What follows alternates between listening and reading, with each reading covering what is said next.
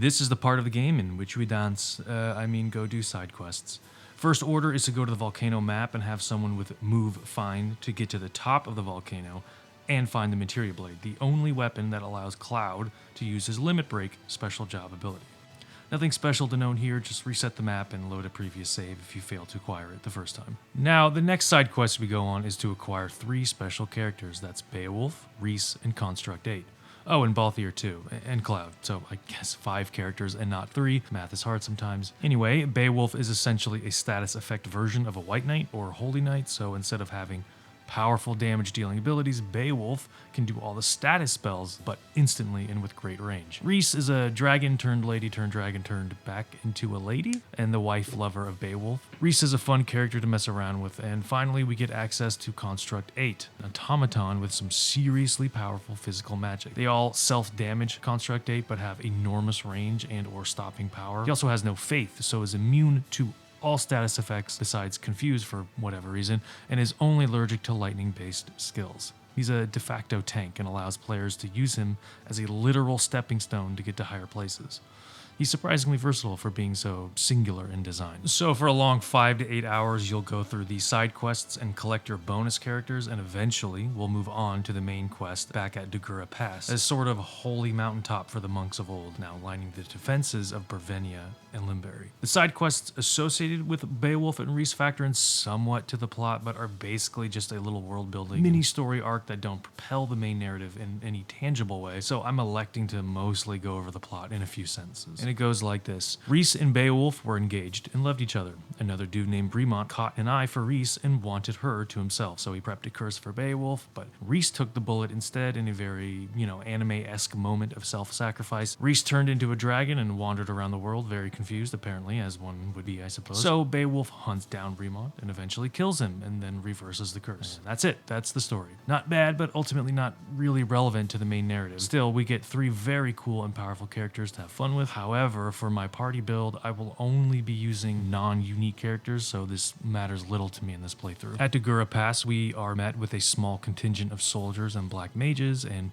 archers and dragoons, and a rather vertical map, meaning of course that archers and mages and dragoons will benefit greatly from this layout and will, as usual, be an annoyance to deal with, like mayflies on a sweltering day. Still, just press into them and they will die quickly. Not much to say here, simply another battle on the way to Limberry. The next battle up is Free City Brevenia, birthplace of Saint Ajora apparently, and it is consequently under the yoke of the church. This is another vertical heavy battle, and as we enter the field, we find a green-robed woman on top of some stone buildings.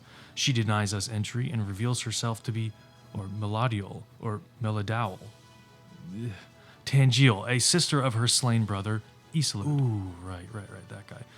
Melly is here on her own accord, as she states, in no compliance with the church. She is here for vengeance. Melodiols, or Melodols, or whatever the fuck I'm gonna call her, Melly, is a divine knight which has the abilities that destroy equipment at range along with a very heavy reduction in HP. So, if you value your potentially rare equipment from some of these side quests you've been doing, I'd recommend not using those items or having the chemist's safeguard reaction ability, which prevents theft and breakage of a character's equipment. Otherwise, you will be reloading a save file consistently. Still, even with her potential OP and tear-inducing Divine Knight skills, Melly dies to a single flare cast by our boy, our true blue corn-fed Kansas good old boy, black mage of a main protagonist.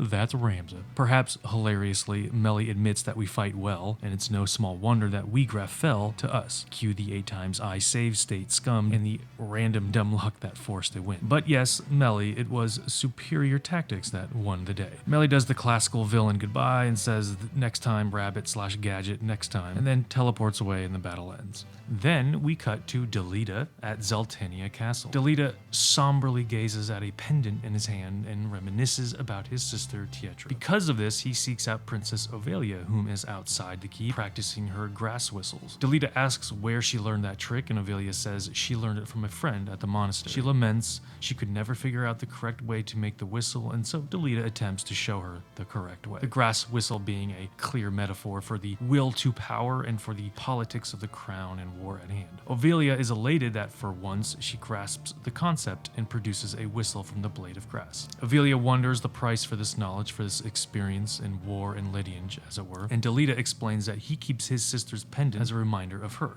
a reminder of that price. She died as a pawn, as a tool of service for greater hands unseen. Ovelia, still naive to what's happening, simply says she is sorry for Delita's loss. A kind thought, albeit wholly missing the point. Delita plays the hero, however, and swears that he will not let the same happen to Ovelia. Even though we, the audience, know that is a promise that must be broken somewhat, that cannot be any other way than somewhat broken. To make the world whole, one must bind that which is otherwise separate, the crown and the civil conflict. The idea of what Ovelia is and the reality of what she wants will have no other choice than to merge and be made as one again. Many people may consider this binding, this repair, as noble or heroic, while others may see it as inevitable and unavoidable and ultimately without repudiation. Either way, choice will have no say in the end. Next battle is at Finneth Creek, and this is the battle in which you will start hating those multicolored chicken horses of the Final Fantasy mythos. Not only do chocobos have ridiculous movement range, but the red and black ones have some of the most powerful physical magics in the game that require no MP or cast time,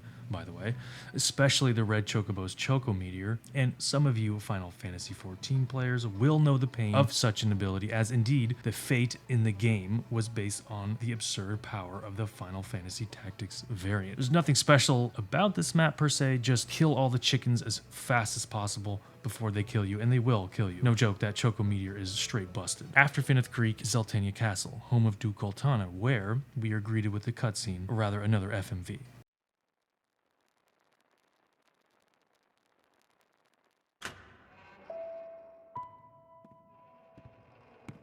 A heretic at prayer in a church. Passing bold, Ramza. I shall ask it plain. Why has the High Confessor planted you amongst Goltana's men? I see no harm in telling you. Duke Goltana and Count Orlando. I am to assassinate them. Groups such as the Corpse Brigade, ill-contented with the crown and the nobility, are in no short supply. The church only fans rebellion's flame. The people tire of war, and their disdain for the crown waxes with each passing day.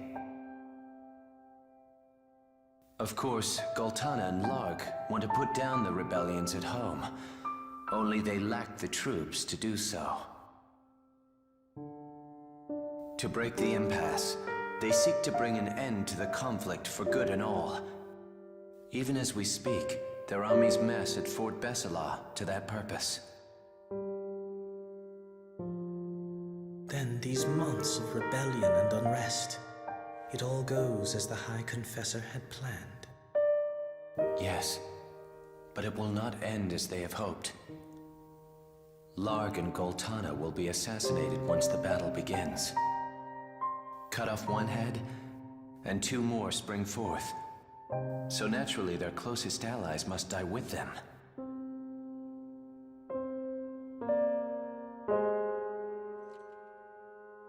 Count Orlando of the Order of the Southern Sky, Zalbag of the Northern,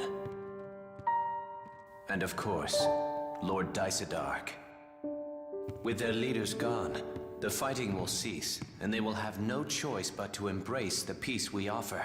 A peace? Or surrender on the Church's terms? The people will proffer to the Church the role of mediator with hands upraised. What's more, the Church will have the Zodiac Braves. But there's the rub. One thing yet remains between the Church and the Auracite. The heretic, Ramza Beowulf. Is that it? You've come to fetch the Auracite for your masters? I am no hound healing at the Church's skirts. I answer to no one but myself. Meaning what?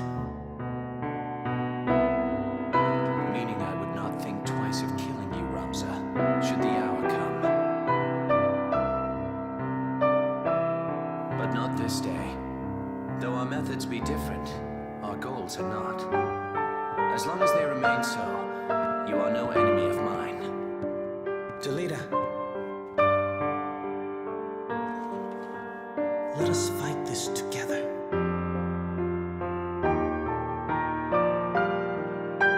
I cannot join you. She needs me.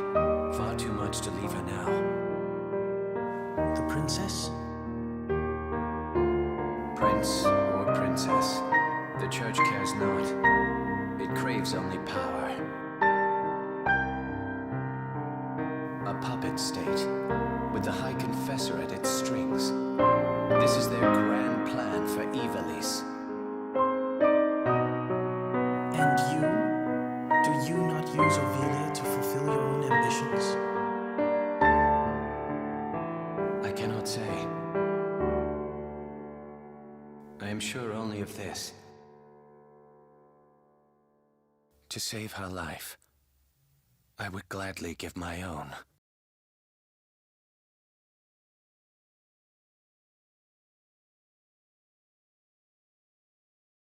You must think this strange. No. I understand only too well. I address the heretic Ramza Beowulf. You are besieged. You will surrender yourself up to us at once. I know that voice. Confessor Zalmour.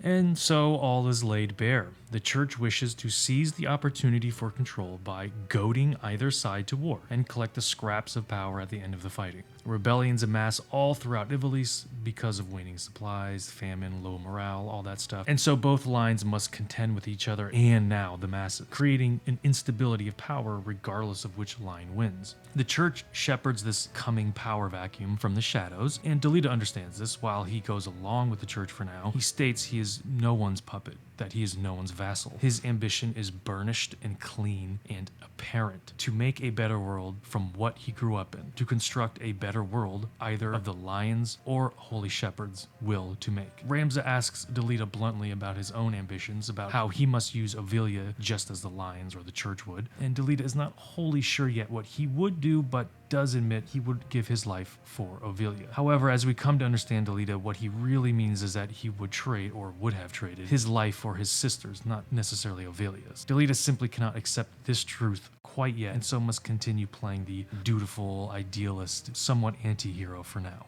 And so the next battle is against High Confessor Zalmour again, and at least this time for the last time. The old holy man is about to meet his demise. Luckily, we get Delita as a guest character, so not only am I super overpowered for this fight with my own party, but Delita is a one-man army unto himself.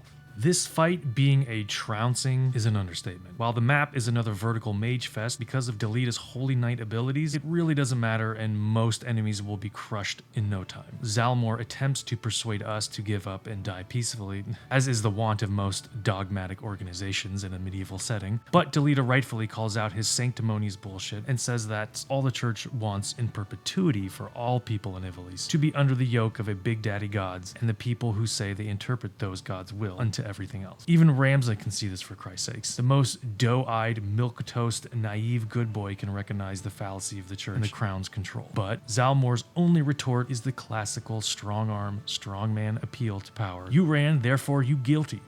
And honestly, I feel like this is the church's stance on all people of Ivalice. You all ran, you are all sheep and in need of shepherding. Therefore, you are all guilty in need of guidance. Not much difference to the politics of the crown, but I suppose that's the point of this whole damn story, isn't it? After the battle, we tell Delita of our plans to meet with Thunder God Cid and elicit aid to topple the church and their schemes. Orin suggested we reveal the scriptures of Germanique to his father as proof, and Delita wishes us luck. Delita's ward, Valmafra, from his splinter church group, the Blackrim Knights, provides him with an alternative task. And so once again, once best friends must depart from one another and go their separate ways. However, Belmafra readily eyes the conceit of Delita's actions as the two part, and says even Ramza is just a tool to be used for Delita's ambitions, of which Delita does not take too kindly to such venomed words. Like I said, he still can't quite admit to himself that he is no different in function as those he rebels against. Our next stop on our journey to Limberry Castle is the Beta Sand Wastes, a poisonous sandpit from hell covering most of western Limberry.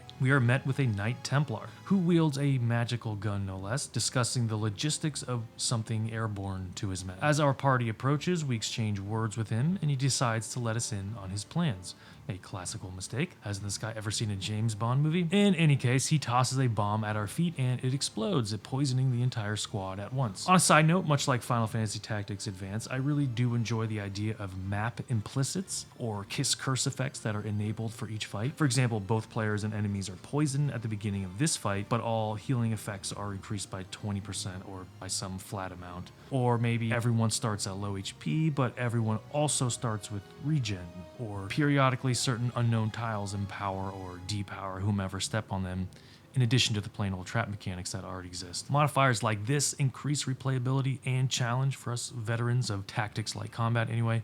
A bit of a digression, yeah, but just thought I'd spit out the idea because of how this particular fight begins. Anyway, the knight reveals that it won't kill the knights who breathe this toxin in, but will reduce their capacity to fight. Ramza doesn't get the ploy why the church would poison their own men, but the knight simply states that it's a way to force conflict between either side of the faction of the Civil War, and so the church will clean up the mess and assume control. The church means to fell Goltana and Larg and every head of state all at once. A decent stratagem, but ultimately a vapid one, as I am the main protagonist, and this isn't the last battle in the game, so I think we all know how this will end. With that, the game tells us to kill the knight, now so named as Beric, and so battle we must. This is a tough battle no matter how you slice it. Beric has insane range with his powerful magic gun, and as usual, so do the enemy archers. Basically, all the enemies have great range and nearly one-shot capability, so caution and perhaps low faith or low bravery units is advised. Chemists are good here, fast casting white mages too. Regardless of your setup, this is a tough battle, and if you're like me, you'll have to restart and rearrange units a few times to eke out a victory. After the battle ends, however, Beric teleports away. I swear to God, it seems all the baddies in this game have a secret hidden reaction ability called Deus Ex or something. In any case, we then cut to a few reluctant knights trying to arrest Thunder God Cid in suspicions of sedition against Duke Goltana. Suspicions of Sedition is a badass metal name, by the way. Goltana himself appears and is rather disappointed with Cid's rebellious path, even if Cid denies such treason. Goltana thinks Cid a thrall of the church, scheming behind his back. Information gleaned from the High Confessor himself, apparently. How convenient. Cid suggests it's the other way around, but Goltana is steadfast in his idea of Cid being a turncloak. Goltana cannot fathom such defiance in an already murky and costly civil war. Even if it makes no sense, he sees shadows in every corner. Thusly, Cid is arrested and sent to a cell in the castle. How Goltana could know such information gleaned from the High Confessor is curious, but as that question sinks in, the answer soon enters the room. A gilded knight by the name of Delita. Since Cid is now out of the equation and has been stripped of his rank, power, and rule, there is only one person capable of leading Goltana's army into battle now, and that is Delita, the now christened Knight Devout. Quite the come-up for the low-born knight apprentice from so long ago. Delita has played the game well and has reaped the benefits. Now in charge of the second most powerful army in all of Ivalice, with the secretive backing of a cabalistic, demonic-infused church, it's as if Delita laid down his hand with a broad smile and said, "All in, baby." The dude is sitting pretty, that's for sure. From here, as players, we finally complete the last side quest of the game to get Balthier, and in this version of the game, we are actually treated to a full motion video at Dorter City slums. A godless thief with designs upon the church vaults. Could it be he seeks the stones? The road to the Orosite is barred by Templar swords, but it is the same road that leads to Alma. I will walk whatever road I must to see you free, even if it means walking headlong into a trap.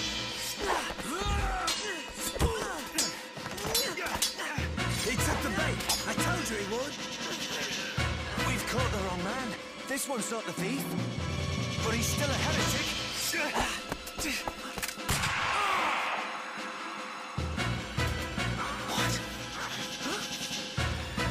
stakes were twofold, I'm afraid. You sprung your trap without looking to see if the game you hunted was the one you'd snare. And you sold me short. I'm no thief. I'm a sky pirate. It's him! Now that we've dispensed with the pleasantries, tell me where I'll find the cache of Glabados. The cache of Glabados? 2 heretics instead of 1. Rum luck, I say. We'll claim the bounty for them both. Oh, you'll have your reward for finding me. And don't think about running off without collecting. My shot is faster, and my name's not Balthier. We get to fight again on the second map of the game, one of my personal favorites, of course. But this time, we get the guest character Balthier, whom has a special job called Sky Pirate. His job allows him access to all of the thief abilities, plus Mustadio's abilities, plus an insanely OP 4-hit attack. In short, Mustadio will be benched permanently from now on. Unless you're going for a themed chemist/thief party makeup, Balthier is simply a far more powerful and versatile version of that little ponytail lad. Balthier starts with some powerful equipment as well as a very powerful and rare gun that you can't get anywhere else. And this fight is super easy, but if you can, some of the enemies have some nice stuff to steal, so line your pockets as you see fit. Now you might ask, why is Balthier even in this game? And to that I say, did you really want Vaughn instead? Yeah, I didn't think so. Also, as some might not know, Balthier and Bosch were originally supposed to be the main characters in Final Fantasy XII, but Squaresoft got cold feet in allowing older people as protagonists, so reverted back to their tried and true 17-year-old androgynous trappings by adding Vaughn as the pseudo-main character in Final Fantasy XII. Anyway, welcome the Sky Pirate to your party if you want, and let us continue on with the story to Fort Besellat. Now, here's a nice thing I wish the game had done more of, giving us a choice of how to approach a battle. Give us a bit of a potential replayability by allowing us players to choose which map to do. We have the choice to enter the front or the rear giggity. Either map is not too difficult, so pick whichever you want. I decided to go with the more vertical-based map because magics and movement skills would be far more versatile here. Lancers, or dragoons, and archers abound everywhere, so proceed with some sort of caution because you can potentially get swarmed quickly, but even then, it's an easy map, in all honesty. Rio Vane, this is not. I decided to just crystal all the units in JP farm a bit, but I am a bit of a sadist, I suppose, so your mileage may vary. After the victory, we cut to our dear brother Zalbag attending to the wounds of Dystarg and his troops atop the ramparts of Besellat. It seems there has been a mass poisoning, the one Barrack mentioned, of course, extracted from moss fungus spores. Then we see Larg, retching and dying, poisoned as well. Dystarg inspects his liege lord and asks if he is alright. Larg thinks he may very well be, but Dystarg thinks that is rather unfortunate, and so catalyzes the unaliving process by gutting Larg with a knife. It is in this moment that Larg recognizes the ambition he thought he could contain spill out, like blood from a wound, as it were. No honor among thieves, it seems, as Dystarg now has assumed power of the Northern Order, and potentially all of Ivalice. House Beowulf has ascended, and now Larg is their paragon. Zalbag, being the dutiful knight, however, can't come to terms with this quickly enough, but Dystarg collapses from the poison air. He has no choice but to blame it on Goltana assassins, as Dystarg instructed, and now is complicit in these potentially treacherous plots, whether he likes it or not. Next battle is at the Sluice Gate, a dam meant to assuage the rough, wet season that has belied this civil war and caused so much problems with supply lines and with food exports. I like this map because it actually gives us something to do besides just killing things. We have to stand on a certain tile with 2 different units in order to flip a switch and thus open the dam. And I kind of wish more maps had things to do like this, extra conditions perhaps to satisfy, to spice up the battles. But nonetheless, this fight is an easy one as well, so just smash and pass and open up the sluice gate and let the water flood. After the battle, Orin and Ramza rush into the cell of Thunder God Cid. In a rare moment of respite, Cid remarks how Ramza has grown since the last time he saw him, trying to lift his sword at the age of 4. Cid thanks Ramza for his quick aid and says he is much like his father, Barbeneth. Because none of us can stay in this castle for long, and because Cid is more or less a heretic as well now, Thunder God Cid decides he will travel with us, with Ramza from now on. Cid entrusts his son Orin to go to the Zeltania castle to protect Ovelia. And now, we have access to the most broken, most OP character in probably any Final Fantasy title, the man, the myth, the bloody legend, Thunder God one-man army Cid. This dude alone has every ability that the other various Holy Knight jobs have, in addition to having Excalibur, the second best or maybe even best Knight Sword in the entire game that provides auto haste. So not only can Cid one-shot nearly everything, but he can do it twice as fast. Do yourself a favor and bench him. I know what you're thinking.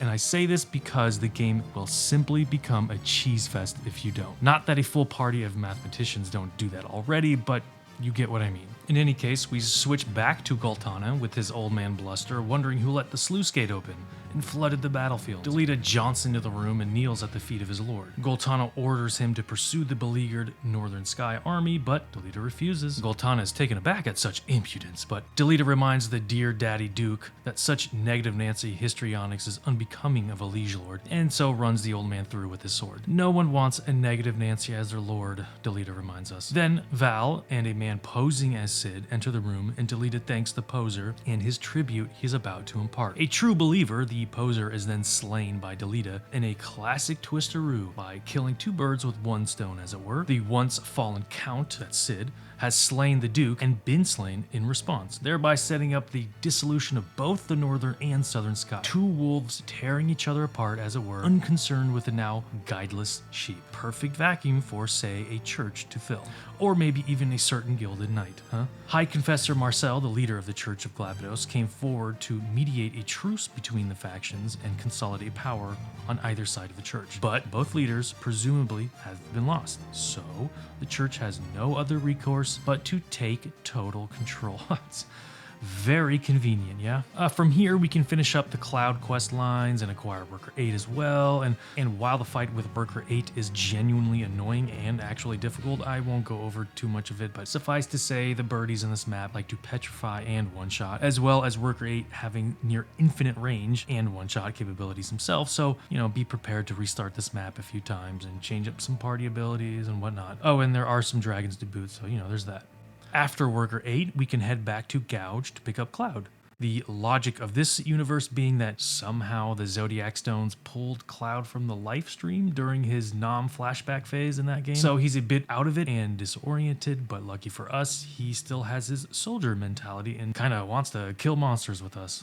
Easy peasy. Cloud's job abilities are very cool and fun to use, but for whatever reason, you can only use them with the Materia Blade, a sort of mid-tier ranked sword, and if you notice the sprite of a sword, it looks vaguely familiar to Ultima weapon from Final Fantasy VII. So Cloud is sort of gimped in this game, but it's honestly not that big of an issue. Regardless, to fully complete his side quest, we head back to Salgidos and help that familiar flower girl kill some knaves and rogues along the way. Super easy map, nothing to write home about, although the map is very cool looking. Congrats, you now have all the side characters in the game. Not that we're gonna use them or anything, but hey, at least it's something. Actually, for the next fight, we are staying in Trade City Salgidos.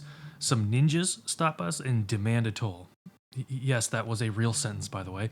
Lucky for us, we don't take kindly to extortion even by ninjas, so we gently deny their request and instead obliterate them from existence. Fair trade, I would say. This map is again beset by archers who start at the highest point, but honestly, out of all the archer-based maps in this game, this one really isn't too bad. Mostly because we are quite powerful by this point, replete with units of all kinds, especially the newly acquired Thunder God Cid. I mean, goddamn, it's not even fair anymore, to be honest. You kind of have to go out of your way from here on out to deny the easiness of the game, unfortunately, to add some challenge and interest into the remaining fights, besides the Limberry ones anyway. So your mileage may vary, but historically, I run through these maps with narrow problem, and most likely you won't either. Like I've said before, far back in the start of this video, the spikes of difficulty in this game, the pacing, and perhaps most tactics games maybe, are akin to a wonky heartbeat, Every once in a while, it'll beat erratically, but most of the time, it's rather flat or dormant. Tactics games in general have this issue, except maybe XCOM, and games that are more based in Iron Man modes or permadeath mode, where heavy inclines of pacing is the norm. Next up is Lake Posis, the sort of Salt Lake City of Ivalice, as it were, a dried wasteland of what used to be a paradise, and much like SLC, no one wants to be there, no one wants to stay, and it's filled with vengeful spirits who want nothing more than to suck the life force out of you for their own sordid deeds. Or maybe that was Chicago. Cleveland? It could be Philly. I mean, it does kind of sound like Orlando if we're being honest, but Wait, what were we talking about again? Oh, right. Undead creatures out for your total destruction. Okay, definitely Los Angeles then. Anyway, this map can be either stupidly easy or stupidly frustrating, depending on your party makeup. If you have some oracles, or Beowulf, or Mustadio, or white mages, or chemists, then this map is straight cookies and milk and nap time with belly rubs. But if you have none of those, then this map is more like orange juice and toothpaste, you know, midnight texts from your ex you thought you'd never hear from again, asking about where it all went wrong. And no, Amanda, we will not be visiting this conversation again, as I have different kinds of ghosts and specters to deal with right now. Good day. So not only can the ghosts teleport to any tile on the map, they can shoot their ectoplasm at you from a few tiles away, thus negating most reaction abilities you may have that could retaliate damage. But there's even more. Not only do you have to kill the ghosts like any other enemy, but instead of turning into crystals, they have a chance to revive at the end of their countdown with full health, ready to goo your party up all over again. So what could take 15 minutes now may take well over an hour. It all depends on how you approached the battle. When you're done dealing with the undead, we cut to Dystark and Loffrey having a little parlay, a little chit-chat. Dystark has some stipulations about who will rule Ivalice now that he's assumed control of the Northern Skies army. He does not wish to accede to the church. Loffrey reminds Dystark of whom made his ascension even possible in the first place, but Dystark, the ever-present politician, says it was the Southern Sky assassins that killed Larg and no one else. Wink wink, nudge nudge. Loffrey grows weary of the back and forth and so wishes to convince Dystark of who holds the true reins of power in Ivalice. Loffrey asks where the poison of Besellat came from, and Dystark responds with moss fungus spores, of course. Loffrey then explains why such a poison is so insidious, that it doesn't leave the host's system readily, and repeated exposure to it would kill without warning, without so much a raised eyebrow, a trite if effective threat. Also essentially an allusion to the insidious nature of backroom politicking and clandestine ploys, but who needs subtext? We're watching the baddies be baddies here. Fuck around and find out is Loffrey's gambit, a blackmailing as old as time. It's common knowledge that Dystark knows a thing or two about poisons, Loffrey says, and wouldn't it be unfortunate if such information was coupled with the idea of, say, regicide, that most fungus spores curiously only grow from the corpses of those it kills, even sprouting through the soil of graves. Still, even with all the chest thumping and throne maneuvering, Loffrey has a gift from the church to Dystark, a zodiac stone, or orosite. Regardless of Dystark's willful scheming, it will matter not to the grand power of Saint Dagura and her demonic disciples. But would you look at that? The ever-gallant Zalbag was doing a bit of his own snooping, eavesdropping on their conversation. I'm sure that will have no repercussions at all, surely. And so now finally, we are at Limberry Castle, the last trio of battles that actually have a difficulty curve. There aren't any more maps to the end credits besides the Dark Dungeon, so in terms of story-related battles, this is pretty much it. At the Ivory Gates, we are greeted to Elmdor's Femme Fatales again, and again they are just as annoying and deadly as they were on the roof of Riovane. However, this time, Ramza has the option to learn his last Squire ability, Ultima. And yes, for some fucking reason, Ultima is the most powerful magic spell in all of Final Fantasies, can only be learned by Ramza when he's a squire? Yes, the logic is flawless, and I also love Yellow Snow. Regardless, if you have to get hit by an Ultima cast by one of the Femme Fatales in order to survive, to actually learn the ability, a la Blue Mages, but sometimes the AI simply does not want to comply, and it may take up to an hour to finally get one of them to cast it. Still, take out the demon buddies and stay alive long enough to get this ability, as you will not have another chance to, and then simply beat either of the assassins down to low HP and the battle will end. Trap or not, Ramza pursues his enemies into the castle proper.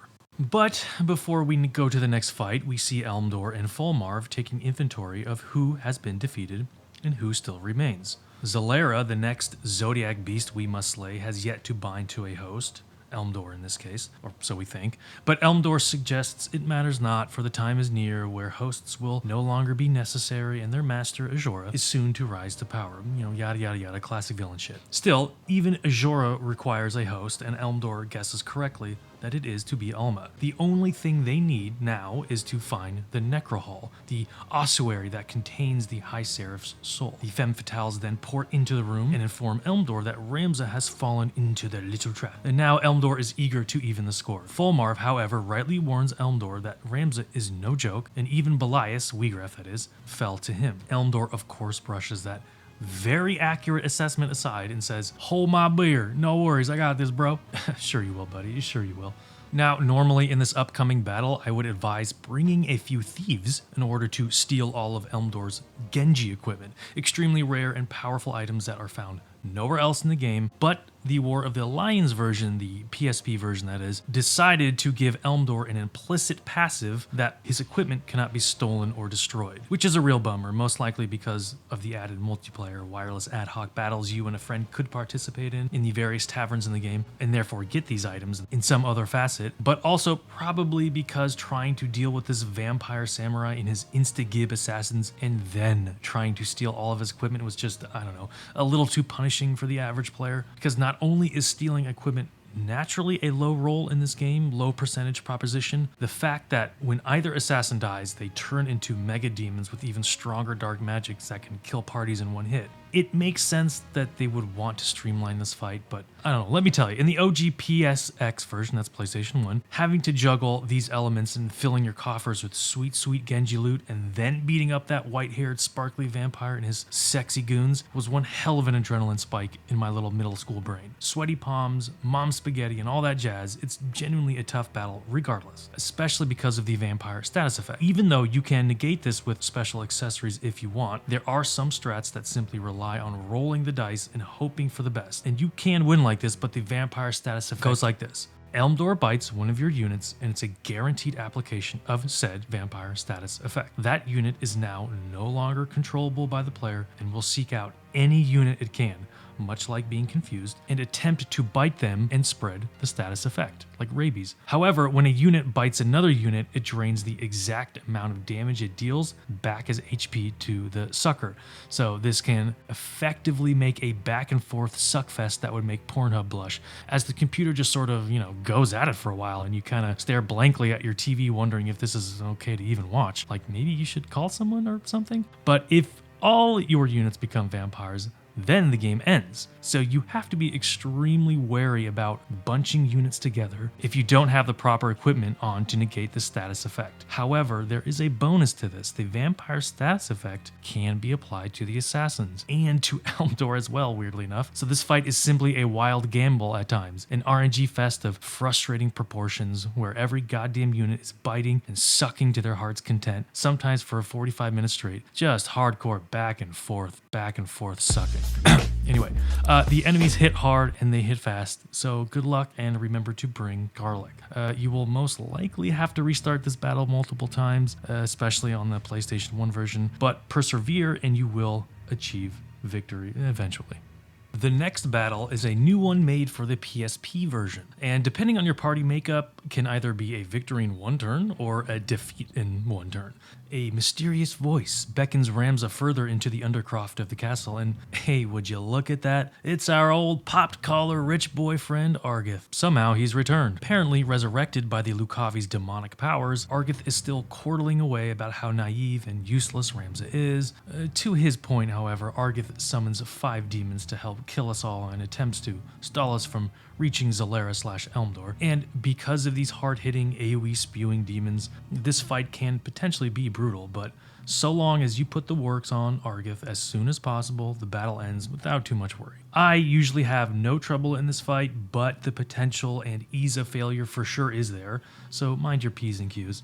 Ramza mid-battle casts aspersions towards the undead Argath, but in a weird turn of character, Argath rebukes such a denigration and heel turns and says, "What does Ramza know of the plight of lesser houses and of lowborns?" Argath seems to imbue a righteous fury in his words that were on a different side of the scale last time we met, whereas before he understood the place and weight of such traditional hierarchies of class and caste and was almost prideful of his vassalage, now Argath seems to take umbrage with such inequalities, or at least take takes the umbrage and applies it to Ramza. Perhaps it's the state of undeath and servitude to a demonic force of black magic, but this isn't the first or last time the PSP version seems to flip character motivations suddenly for the sake of a battle or cheap drama. For so much stellar reworking of the original script and tightening of the screws, as it were, there are a couple of moments like this in the PSP version that are so cold on the tooth that it feels odd or uninformed or otherwise simply not very good storytelling. It's like some random intern wrote this part and a couple others at the last minute, knew nothing of the prior character beats or motivations, and simply wanted a cool villainous moment for Ramza to conquer. This happens with Delita as well, and more egregiously, I might add, that genuinely diminishes his character arc for seemingly no reason. It's like they took a perfectly cooked steak and then microwaved it for an extra minute and then slathered ketchup on top. It's like, why though? But we'll come to that when we come to that. For now, Argath again has been defeated, and we can move on to the final fight with Elmdor. All in all, it's a bit of a fever dream of a fight. The map was cool though, and it is funny hearing Argath call for his mommy after we trounce him. And now we come to the end of the line for our vampire liege lord at Limberry Castle, Undercroft. Gravestones dot the claustrophobic map, as well as a narrow bridge leading to some larger coffins. How apropos. This is one of my favorite maps in the game, again because the art team squeezes so much aesthetic and atmosphere from how little of paint they could actually use, the memory, the technical limitations that is. In addition, this map is clever because it basically forces a split in your and the enemy's party, where half your team will fight near the gravestones and maybe the bridge, while the other will fight atop the larger coffins. Because the map is so small, perhaps paradoxically, guns and archers are quite effective here, so keep them in mind if you want to go a ranged route, but otherwise some heavy hitters that can pump out vast amounts of physical damage is your best bet. Ramza calls out the wounded Elmdor to release Alma, but Elmdor reveals he never had her in the first place. It was just a ruse to draw him in and destroy Ramza. Surprise.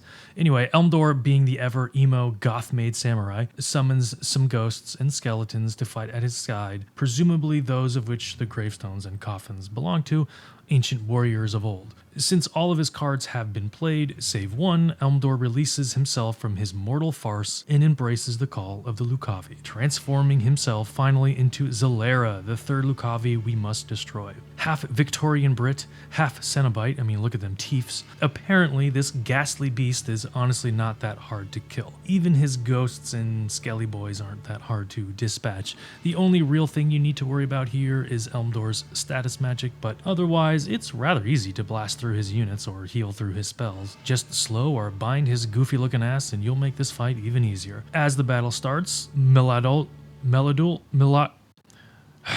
Melly pops in to fight with us, finally convinced of the Lucavi and their looming demonic threat.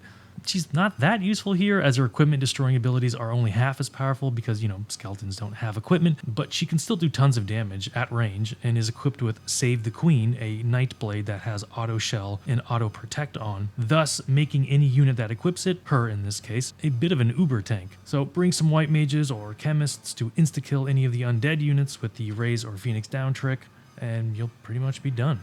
After the battle, Melly is told of the power of the Zodiac Stones, of how insidious their nature and ability to enthrall those who seek them out is, and how most likely Fulmarv and his ilk are the ones controlling even the church for their own ends. They have enough power to rival an army, but they seemingly want something even more. Melly states that the tales told the Lucavi as beings of unimaginable power, but as Ramza points out, they were as mortal as anything else and could be felled as anything else. Melly has an apt and curious response to that point, that legends are but stories embellished over time. A bit of a meta wink-wink to how this whole game started, I suppose. Melly also alludes to the fact that Dicedarg now holds an Orsight as well. In any case, Melly, decides to join us, if you accept her in your party that is, and we can continue on to the last few battles of the game. Well, of the story anyway. After killing Zalera, we cut to Ovelia and an injured Orin. Orin busts into Ovelia's room and tells her that Cid was not the one who murdered Duke Goltana, and that escaped Besellat with Ramza. Ovelia at least believes the injured Orin, but before Ovelia can learn any more, Delita and his knights break into the room to apprehend Orin. Delita looking mighty fresh in his kingly coat, by the way. He orders his men to leave the room. Delita calls Orin a fool, and Orin calls Delita a traitor. Not exactly incorrect on either side, but nonetheless a tense situation is at hand. Delita appraises his actions by the lack of moral outrage at his somewhat obvious scheming. Not one tear has shed at the Duke's demise. Delita even made Cid persona non grata by framing him a dead man, as of course a dead man cannot be pursued. In his eyes, Delita has left everyone off the hook, as long as they do the same for him. And finally, Ovelia sees the sheen of Delita's golden hue and realizes that Delita mostly only acts out of self-interest, regardless if he espouses merit or distinguishes motives as something more pure-hearted. Delita, however, makes a simpler point. Does Ovelia trust him or not? Because if she does, and to her that's a big if, then what Delita does is truly for the betterment of Ovelia and for Ivalice, even if that emboldens his own station. Delita orders Ovelia to return to her chambers, and she agrees, but then pulls a Zalbag and pretends to leave, but actually remains to eavesdrop. If only CCTV cameras existed in these feudal times, eh? Orin assumes he is a dead man, but Delita still has plans for him. He wants him to bend the knee. Delita will flatten the southern sky, destroy the church. Well, Ramza will probably see to that, honestly, and unify Ivalice's fractured state back into solidarity. Orin thinks Delita a madman, but silently agrees with Delita's sentiment that what he does is right, because Ivalice needs to be remolded and remade. Delita says that people yearn for a hero, yearn for a motive and direction that is not tainted by politicking and wringing hands in the shadow, and the utter contempt and abuse for an upper caste that cares not for the masses. Delita is a common-born man that will wrest the reins of the country's fate back into the people's hands. A true revolutionary, he sees himself as. But like most aging folks out there who are watching this, the more things change, the more things stay the same. Meet the new boss, same as the old. The maxim of time is a flat circle seems to always hold true. However, Delita's ward Valmafra, the lady meant to keep tabs on him for the church, decides that this is an opportune time to assassinate Delita and brandishes a dagger, ready to strike. Delita mocks her and tells her he knows what she was all along and good luck, swing true. However, Delita strikes first and then we fade to black. The little 8-bit scream always gives me a giggle, I don't know why. Anyway, we cut back to Zalbag at the royal grave of his father. Zalbag is accompanied by a fading sun and an apothecary, a chemist as it were, and asks the trailing man if he sees what he thinks he sees. He asks if the chemist can identify a particular mushroom. The chemist identifies it as a moss fungus, of course, not the deadliest poison, but one you'd rather not eat anyway. Besides, moss fungus only grows on corpses, the chemist says, and that's a bad omen to find it growing on such. The house falls as the cap rises, so they say. Zalbag pays the man and lets him go, fully cognizant of the treachery now at play. Now Zalbag knows that his father was poisoned by Dystar, that Ramza was telling the truth of the plotting behind the scenes, and that because of his stubbornness or blindness to the truth, everything is falling apart around him. His house, his family, the crown, the people is cast into a maelstrom. Everything is cast, so he does the only thing a dutiful son could do in that moment. He asks for his father's forgiveness. After some tavern missions and some leveling ups of jobs, a couple hours or so, our next destination is back at Trade City Dorter. Ramza is stopped by another of the church's Templars, a man by the name of Cletian. He comes on behalf of Lord Falmarv and traps Ramza in a clever time magic. However, Melly comes to our aid and stops Cletian from killing Ramza. Melly and Clet call each other traitors, past comrades now at odds, and Melly readies us for battle. We must beat down Cletian and his coterie of magical units. Cletian has a special job called Sorcerer, which has access to A+ tier magics such as Flare and Dark Holy and Graviga, so the guy will hit hard if you're not ready with some low faith units. However, because he's a magic user, he has relatively low HP and bravery, so really any unit that packs a physical wallop will have little trouble in defeating Cletian, possibly even in one hit. This is an easy fight, no two ways about it, but if you want the challenge, don't bring any high bravery units and try to go for there. Our next map is back at Igros Castle Keep. Zalbag has Dystark at the point of a sword. He accuses his brother of regicide, and rightly so. Knights rush in to aid Dystark, and Dystark tells them that Zalbag has gone mad. During the fight, Dystark attempts to convince Zalbag and Ramza of his motivations, that his march for war is under the banner of stability and for the betterment of the realm, that House Beowulf must stand above all rest and guide the masses into a golden age, blah blah blah.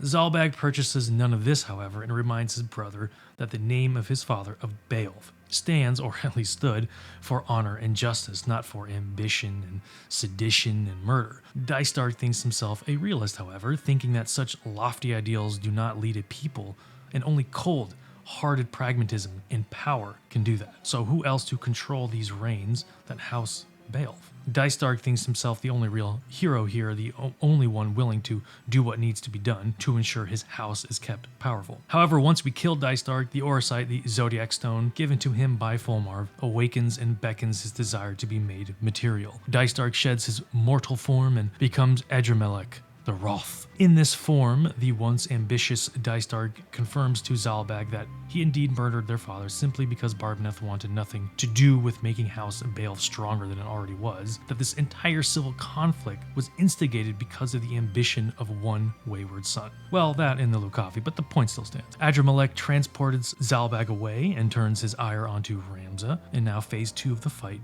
begins. Adrammelech hits hard, but he's rather slow, and if you've kept your party healthy from phase 1, he shouldn't be too hard to kill. He's got high HP, sure, but like the other Lucavi, physical damage seems to be the way to go and will demolish him easily. Just keep the pressure on him, and he'll do his "too soon, Executus" death rattle, and you will have officially destroyed all of House Beowulf. Ramza is 4 for 4 in the Lucavi battles, batting a full 1,000. This guy is a demon-killing machine. What can we say? We head from Igros to Milan Cathedral, the high seat of the Church of Glabados. The first battle is outside the main cathedral against some priests and geomancers and mediators, and while the map is really cool, this fight is as easy as they come and honestly should be cakewalk for nearly any party makeup. Sometimes the mediators will put you to sleep, or the geomancers might land a status effect or two, but everyone dies so quickly and easily, it's never really a proper concern. Just push in with heavy abandon and you'll achieve victory in no time. This battle, however, can be deceptively difficult. The map is very cool, one of my personal favorites in the game, but it is also very flat and slightly wide, so getting to the enemy before they can get to you can be relatively difficult. Each member of the Church's Template are ready to fuck you and your party up, and will do so if you're not careful. Fulmarv demands Ramza to relinquish the scriptures of Germanique, the heretical words that denounce the Church as a ploy of the Lucavi, and of course Ramza does as he is told. Like, my guy, what possibly makes you think they will honor this promise to let Alma go if you give them the only missing piece of this whole fucking thing? Ramza, while a wrecking ball of a demon-destroying maniac in his own right, is basically as fresh as a daisy and just as dumb. In his constant need to let people attempt to do the right thing, Argath, Delita, Zalbag, Dystark, these church cucks, Ramza constantly gets one-upped and betrayed. Surprised, Pikachu is like, damn man, take the hint, brother. Anyway, of course we are betrayed, and of course we have to do battle with Fulmarv. Luckily for us, all we have to do is damage any of the 3 enough to teleport them away, so there's really no need to go after one particular person. So that usually means going after Cletian because he has the least amount of HP and is the closest.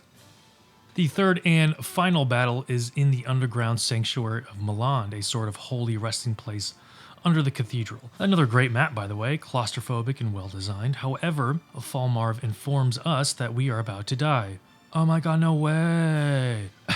Fulmarv calls upon his Orsite to summon some demons and an undead Zalbag. Zalbag has been taken over by dark magics and begs for Ramza to kill him, or he may kill Ramza first. Zalbag, much like Elmdor, has the ability to turn units into vampires, so expect a wild and crazy fight. If you don't have anything to negate that, it'll be Elmdor 2.0 all over again, let me tell you. I love Zalbag's hero portrait in this fight. He looks all gaunt and undead, which makes the task of killing him all the more painful. To see Zalbag in such a bastardized version of himself is sad, definitely, but the battle itself is really fun to play. The demons hit like dump trucks, and Zalbag will delete units of yours if you get turned into a vampire, so the battle is quite the hectic one if you don't go straight for Zalbag. With my dancer, though, I basically kill all the demons with one dance via petrify or stop, so for me, this was a nat 20 roll, easy peasy win, even if Ramza went full sparkly vampire. After the battle, we find the High Confessor Marcel slain, still with the sword embedded into his spine. In his final words, Marcel tells us where the Template has gone, back to where it all started, Orbonne Monastery. And if we decide to head there, we will be in the final few battles of the game. However, we can also elect to do the super not so secret side dungeon, Dark Dungeon, or Deep Dungeon.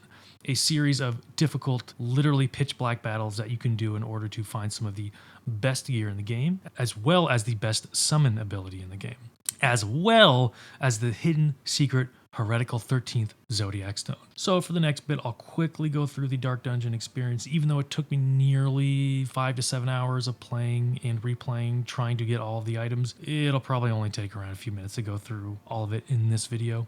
Not much story is had here, but definitely fun as hell gameplay. Dark Dungeon, or Midlight's Deep as it's called in the War of the Lions version, is a series of battles that takes place in a pitch black map.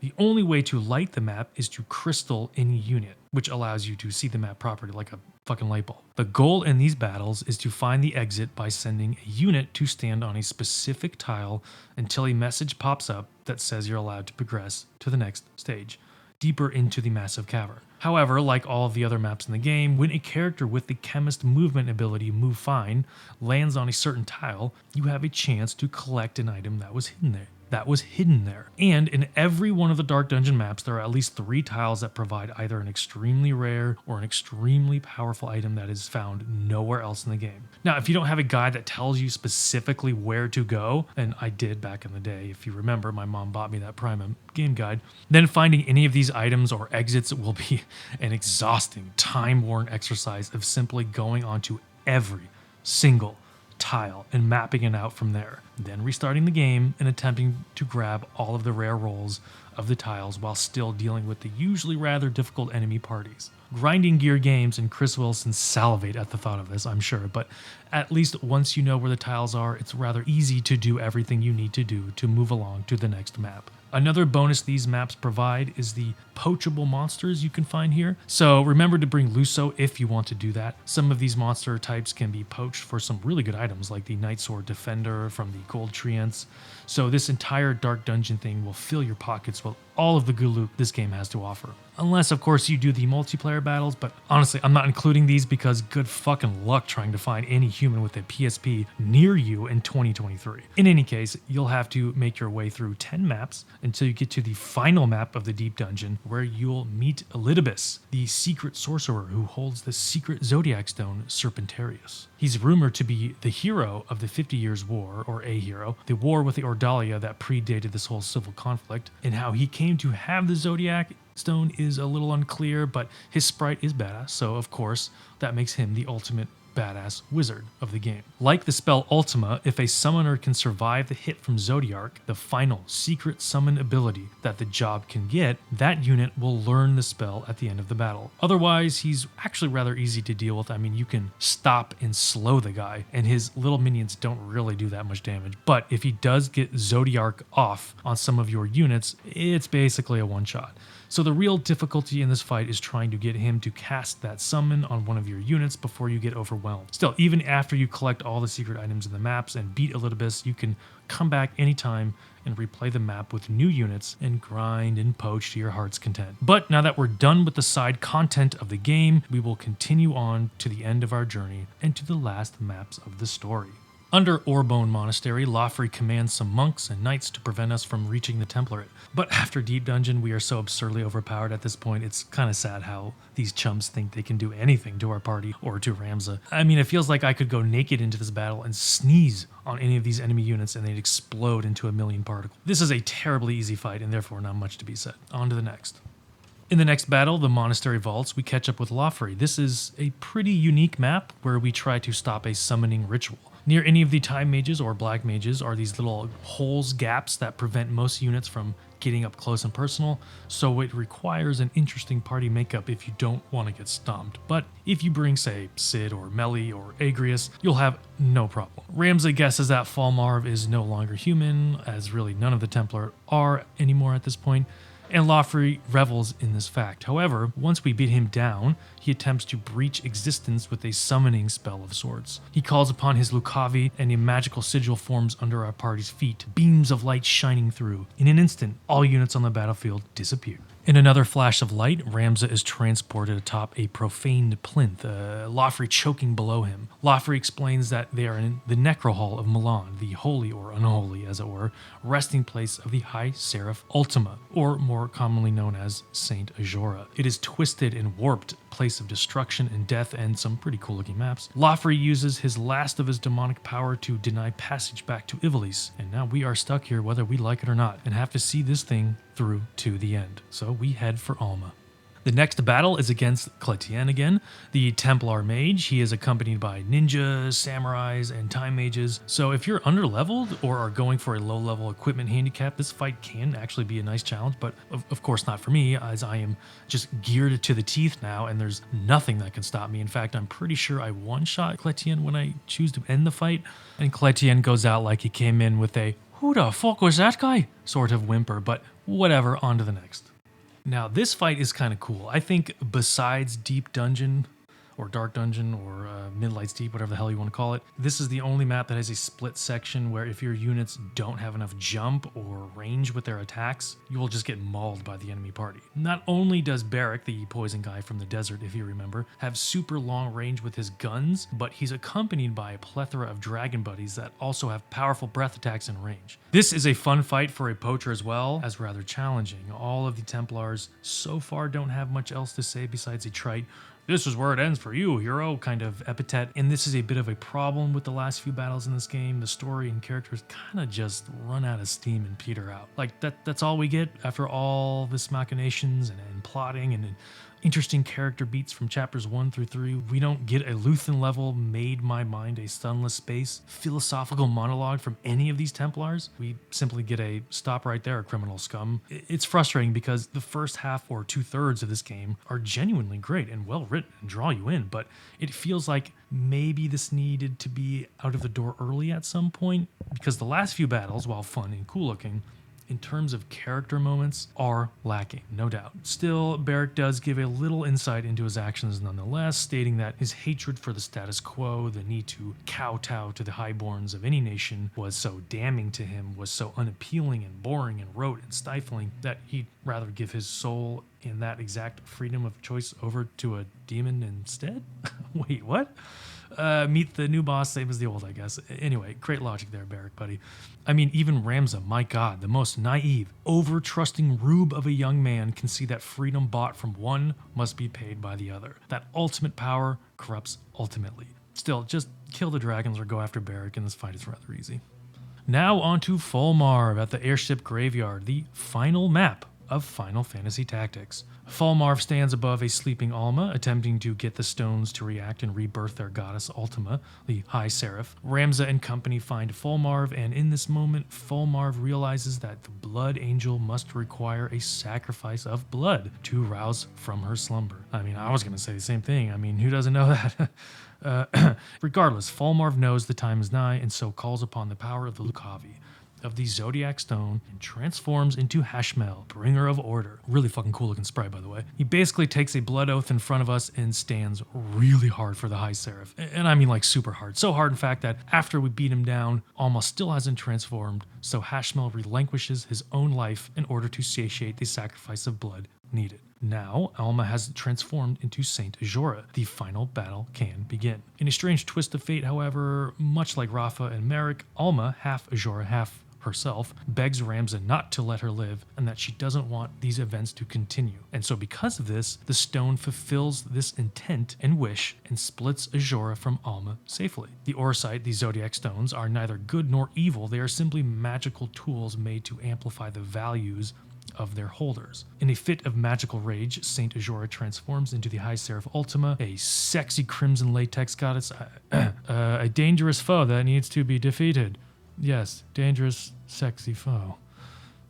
Saint Azura Glabados, the founder of the Church of Glabados, as you may have guessed, serves as host to Ultima, the High Seraph. While she had died 1,000 years ago, she has been quietly gaining power in the shadows, as any good fantasy villain does. During the fight, she calls upon some demon buddies that we've taken care of many times before, so nothing on the tactical front there is new to deal with, but the High Seraph herself has some powerful magics at her disposal, namely Ultima and Grand Cross. After we kill Azura, however, she transforms fully into Ultima, a sort of bone puppet-looking demon, pretty cool sprite, all things considered. And that Ultima hits like a truck, though, so no matter what level you're at, it's going to be tough. But honestly, it isn't that fast or versatile, and by this point, your party could have Cid or Agrius, or it could be dual-wielding knights, or mathematicians or whatever, so the power level skews heavily in your direction regardless. And much like most Final Fantasies, the final boss is rarely the most difficult or powerful, so any way you slice it, this final battle really isn't too difficult. But I will say, when you kill Ultima, its death sequence is badass, and quite the spectacle back in the PSX days, let me tell you what. After the fight, we cut to a funeral service being held for Alma Beowulf, the presumably last member of a once great house, now destroyed completely. And because Ramza was a halfling, a half-breed, a bastard in the eyes of tradition, a Jon Snow-like character, he is denied such a funeral service, let alone a burial. Orin appears after the others leave, telling us of Delita and Ovelia's wedding, the tale of a common-born man rising to the highest echelon of power and thus uniting the fractured state of Ivalice, a tale that will stand the test of time, it would seem, a story made for the legends. Orin still thinks Delita a man of pure intentions. Whether or not those intentions are ethically pure, he is a man of his word and does not wish to commit heinous acts of wanton violence like his predecessors would and did. Even going as far as to make it seem Valmafra, his ward and would-be assassin, if you remember, died in their confrontation, but actually let her live and let her go. Orin laments his father's apparent death, still not quite believing Ramza is dead himself. But just then, as Orin is about to walk away, he glimpses what looks to be Ramza and Alma atop some chocobos, striding across their graveyard. He calls out to them, but they do not turn back, for their future lies ahead now, their past now truly dead and buried. The siblings have a new lease on life, ready to live it out as they see fit. Orin, probably the only person in all of Ivalician history to utter the words thank you to Ramza and to his heroic, selfless deeds in saving the world, watches as they ride by. He is quoted as saying he does not understand what drives men to do what they do in all facets, but he knows the true hero of this tale is the man forgotten. Orin would spend the next few years gathering accounts of what happened and present these findings to a council that would later elect a new high confessor for the church. But however, as these things tend to go, when considering religion and truth, fearing the accounts Orin accumulated that show the church as a corrupt vessel for power, the historical genesis of the church and of Saint Ajora, the church captures Orin and burns him alive at the stake as a heretic. Oh, Jesus. Okay. Orin's papers lay dormant for centuries, even forgotten about by the church, but our Islam Durai, a lineage born from Orin, has found the truth, and this game is the retelling of said truth, that Ramza Beowulf was and is the true hero of the Zodiac Braze and the true hero of the War of the Lions. So after the credits roll, we are treated to a post-credit scene involving now King Delita and now Queen Ovelia. Delita comes to Ovelia on her birthday with a bouquet of flowers, a doting husband as it were, and as he gives them to her, Ovelia stabs Delita in the gut, thinking him as just like the rest, a user, a manipulator, an opportunist. And then in retaliation, Delita stabs and presumably kills Ovelia. And it sort of just ends there? This scene was not originally in the PSX version, PlayStation 1 version, added to the PSP version, which I guess was to give lip service to the idea that Delita was just as Ovelia thought him as, a user and manipulator, and he was, to be sure, but his goals were that of a better realm, of a country more fairly distributed among its people, and all of his actions, regardless of morality, did engender this goal. It feels rather odd to have Ovelia just so suddenly attempt regicide and then die in a blink of an eye and not elaborate at all any further and just end the game officially. Maybe it was to tie in with the murder of Orin by the church to sort of hammer home the point that history tends to repeat itself in various ways, that the players may differ, but the play remains the same, which is a fair assessment. It's just the scene feels so sudden and just honestly a bit unnecessary. For the vast majority of the PSP version, the War of the Lions version that is, the script doctoring, the pacing of certain beats and moments in the story is vastly superior to the mistranslated or sloppily localized PlayStation 1 version. There are still some curiosities, some odd choices that I don't inherently understand nor agree with, mostly to do with Delita. I feel like the FMVs that were added paint him as a little too heroic, a little too white knightish, but the extra battles and or scenes paint him in the opposite light, as a little more cold-hearted and duplicitous and ambitious. It makes his character seem fuzzy or out of focus, and maybe that's their intent, but I don't think it works as well as Delita being a straightforward anti-hero or morally gray hero instead. The added stuff with him is too on the nose in either direction, which then makes his motivations seem murkier and less well written or thought out. But all of these points now bring me to the final part of this video, my general critique or overall thoughts on this game. So, after all these battles, all the grinding and the job swapping and the secret hunting, after all the twists and turns in the story, how does this further my thesis, if I ever had one, I suppose? Why does this game reach the pinnacle of the tactics RPG subgenre, and why is this game often quoted, or at least seen as a gold standard in that subgenre? What is it about tiles that makes Masons and RPG nerds alike light up with such glee? While this game might realistically take you around 35 to 40 hours to do everything and beat everything, in terms of your average JRPG or even Western console RPG, and definitely any MMORPG, this is but a drop in the time bucket, a peasant's meal. In terms of difficulty, as long as a player is able to click the X button and can spell their own name in a reasonable time frame, the game is considered a walk in the park, sans that Wii graph fight. In terms of aesthetics or graphical fidelity, I mean, it's a PlayStation 1 game, so you're going to get what you're going to get, but even at the time, it was relatively cute and quaint and not really a console seller. And as I pointed out before at the beginning of this 3.5 hour video, the cultural or industry impact this game and the genre has is about as powerful as an underwater fart. So why does this game require such a video, such a glowing reception or retrospective? Why does this genre keep making games that barely move the needle in terms of popularity or relevance? Well, I'll answer that question with another question. Why do you look at the contents of your toilet before you flush?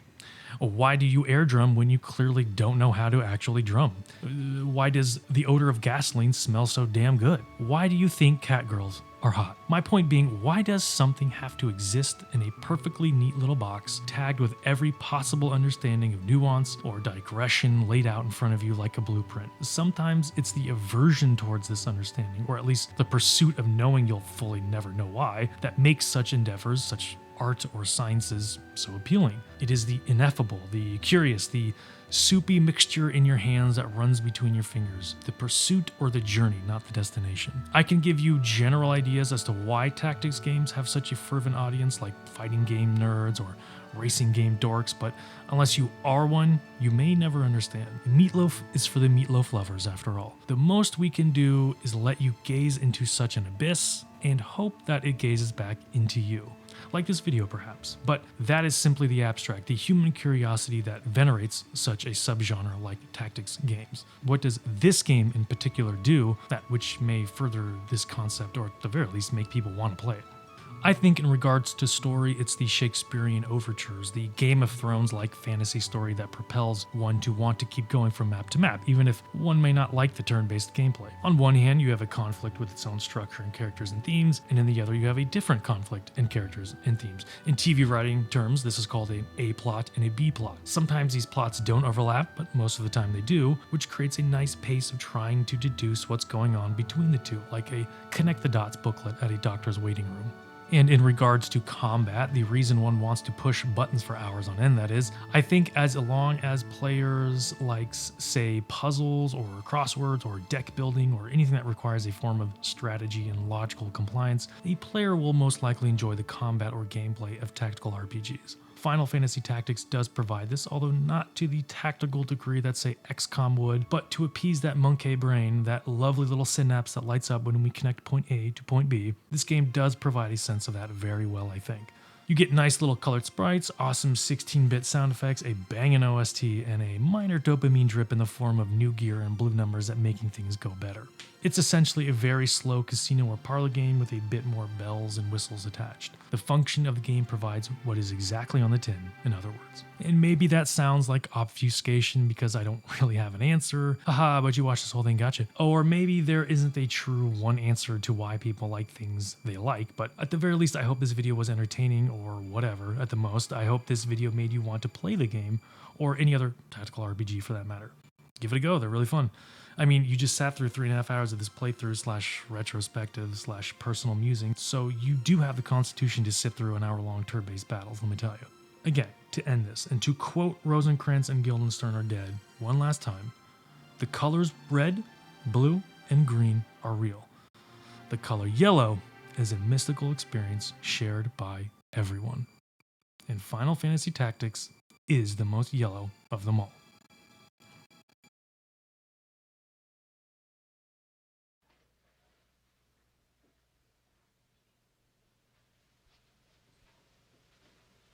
You're still here?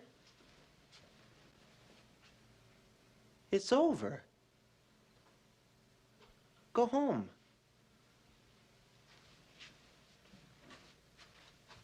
Go.